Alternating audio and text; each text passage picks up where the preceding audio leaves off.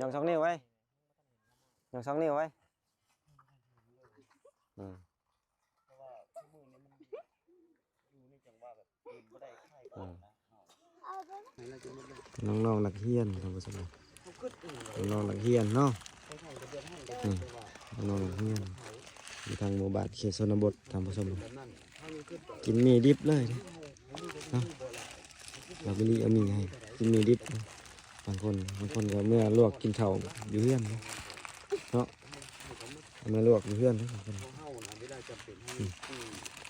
ยู่น้ำพี่น้องได้เล็กน้อง เรียนเนาะเรียนป .1 ป .2 เนาะป .1 ป .2 มาถ่ายคลิปพี่น้องทางหมู่บ้านเขตชนบทพี่น้องนี่มาถ่ายคลิป เขาซื้อนมมาให้มันตัวน้อย นี่กำลังใจเนาะมีลี่พร้อมพี่น้อง ขี่รถไถบ่มาใจแต่ว่าใจเพิ่นเอาเครื่อง